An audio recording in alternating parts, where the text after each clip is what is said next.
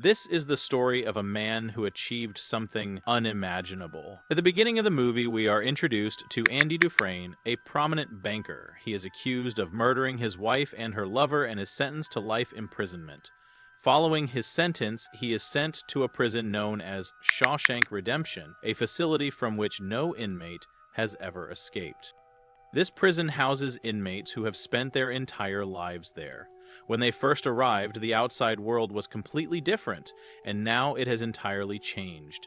The rules and regulations in the prison are extremely strict. If anyone makes a mistake or tries to escape, they are severely punished. Andy remains silent and doesn't talk to anyone for a long time. One day, he meets a fellow inmate named Red. Red has been in the prison for 20 years and is known for being able to procure anything from the outside world. Andy asks Red to get him a rock hammer and a large poster of an actress. Red jokingly asks if Andy plans to dig a tunnel with the hammer.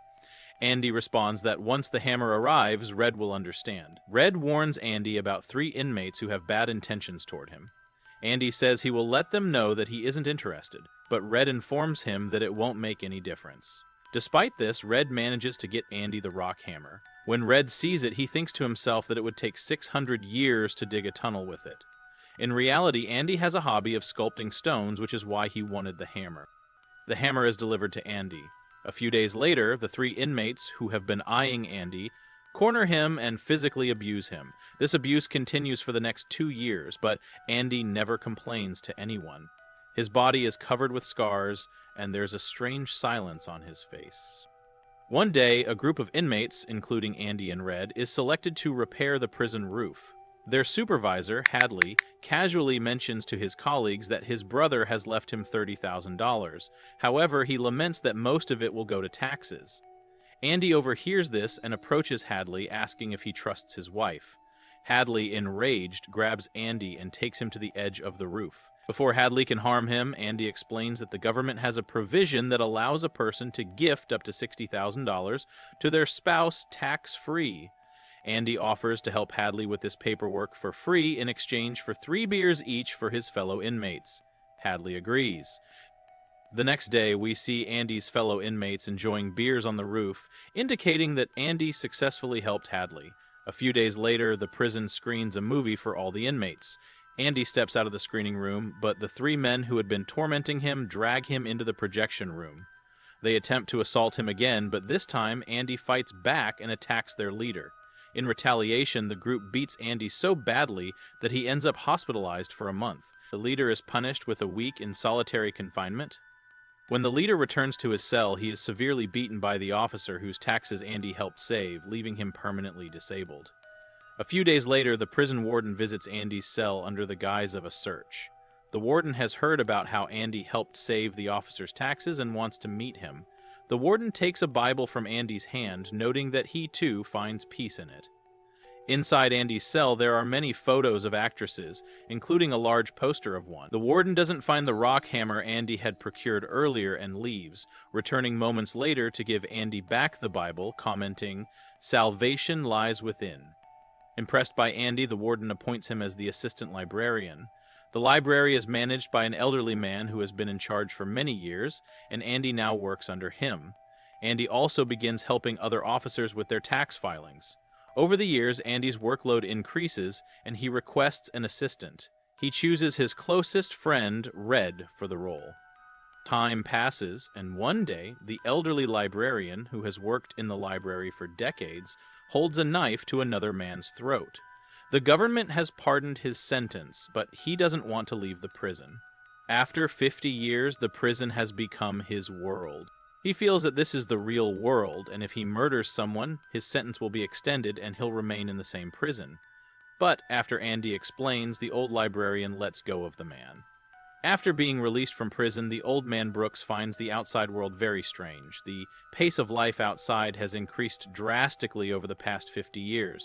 Where there used to be just one car on the road, now there's a crowd of vehicles. He can't adapt to this environment for long and ends up taking his own life. Meanwhile, back in prison, the warden introduces a new program called In-Out. In this program, prisoners are taken out to work on various tasks. Through this program, the warden secures multiple contracts because prison labor is incredibly cheap. This makes the warden a lot of money, but all of it is black money. Andy helps him manage this money and becomes his partner in crime. They create fake documents under the name Randall Stevens and transfer all the money into that account. This way, if the authorities ever find out, they will be looking for someone who doesn't even exist. A new prisoner named Tommy arrives at the jail. He is very young and has been to several prisons before. When he learns about how Andy has helped many people, he approaches him and says he wants to complete his high school education so he can live a better life with his wife and child after getting out of jail. Andy agrees to help him. One day, Tommy goes to Red and asks why someone as intelligent as Andy is in prison. Red tells him that Andy was a big banker who had murdered his wife and her lover. Hearing this, Tommy becomes completely silent. The next moment, Tommy is with Andy and Red. He tells them that he once met a prisoner in another jail who admitted to breaking into a house at night. When the owner woke up, he shot the owner and his wife. Later, he found out that they weren't husband and wife, but lovers. The woman was married to a big banker who was falsely convicted of their murder. Here, it is revealed that Andy is innocent. After learning the truth, Andy goes to the warden, but the warden deliberately ignores his claims because Andy is the one who launders his black money. Andy indirectly threatens the warden by saying he won't reveal his secrets about the black money. This angers the warden, who locks Andy in solitary confinement for a month. He also has Tommy, whose testimony could free Andy, killed by having him shot. Later, the warden lies to Andy, claiming Tommy tried to escape, so he was shot. Andy knows the warden is lying and declares that he will no longer work for him. In retaliation, the warden orders Andy to be kept in solitary for another month. Andy ends up spending 2 whole months in solitary, a duration no one had endured before. When Andy is finally released, Red comes to him. Andy asks Red if he thinks he'll ever get out of prison. Red replies that maybe when he's too old to think straight. Andy tells him that he dreams of going to Zihuatanejo, a beautiful seaside place in Mexico. He plans to open a small restaurant there, repair a boat, and go fishing in the deep sea with friends. Red, however, warns him that hope is a dangerous thing. It can drive a man crazy. He advises Andy to return to reality, saying Mexico is too far away. Andy replies that he has only 2 choices: live a miserable life or die. Before leaving, Andy asks Red to promise him something. He tells him about a big field near Buxton where there is a large tree. Near the tree, there's a stone wall with a black stone on it. Beneath that stone, something is buried. Andy asks Red to promise to go there if he ever gets out of jail. Red asks what's buried there, but Andy insists he'll have to see for himself. That evening, Andy finishes the warden's work and puts all his documents in a special vault.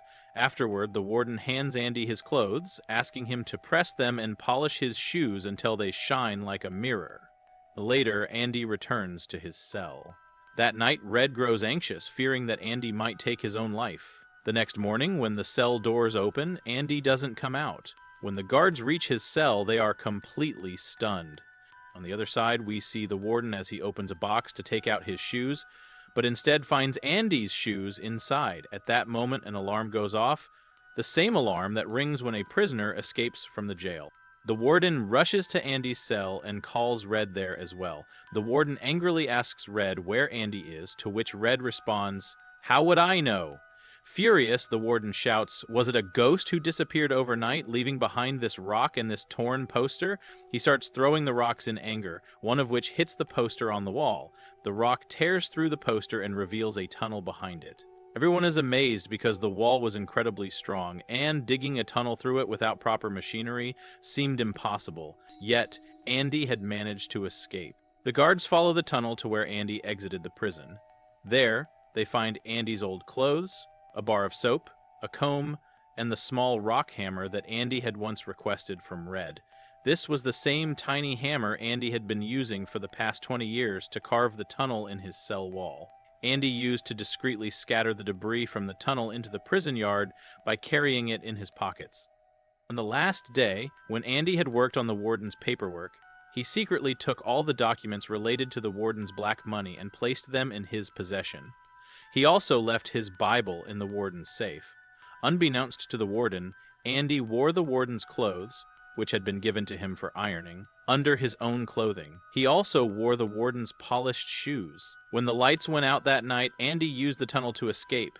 Crawling through a sewer pipe, he finally emerged free from the prison. the same prison from which no one had ever escaped before. The next morning, Andy went to the bank where the warden's black money was stashed. The properties were listed under the name of a non-existent person. Andy had been forging this person's signature while in prison, and he now had all the documents under that name. Using these documents, Andy withdrew $2.95 million from the bank. Not only was Andy free, but he had also become very wealthy. Andy also had all the incriminating documents against the warden, which he sent to the press. The next morning, the news spread everywhere. When the warden opened his safe, instead of the documents, he found the Bible. On the first page of the Bible, Andy had written, "You were right, salvation lies within."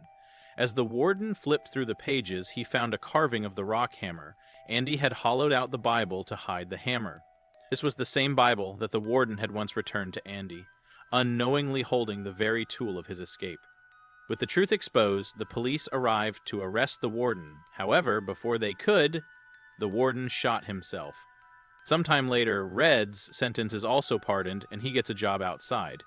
But after spending 40 years in prison, Red struggles to adjust to the outside world, and he stays in the same room where the old prison librarian had once lived, and even contemplates ending his own life. Just then, he remembers the promise he had made to Andy. Red goes to the place Andy had told him about, a large tree with a stone wall nearby. Under a black stone, Red finds a box. Inside the box, there is some money and a letter from Andy. The letter reads, "Do you remember the name of the place I told you about in prison?" Red says, "Zihuatanejo," and the letter continues, "Come to that place. I'll be waiting for you." Andy also writes, "Hope is a good thing, maybe the best of things, and no good thing ever dies." Red follows the directions and arrives at the seaside where he sees Andy repairing a boat. This was the dream Andy had shared with Red in prison. While Red had once believed that hope could drive a man insane, he now realized that hope was perhaps the best thing in the world. Hope had driven Andy to dig a tunnel for 20 years and achieve everything he had dreamed of.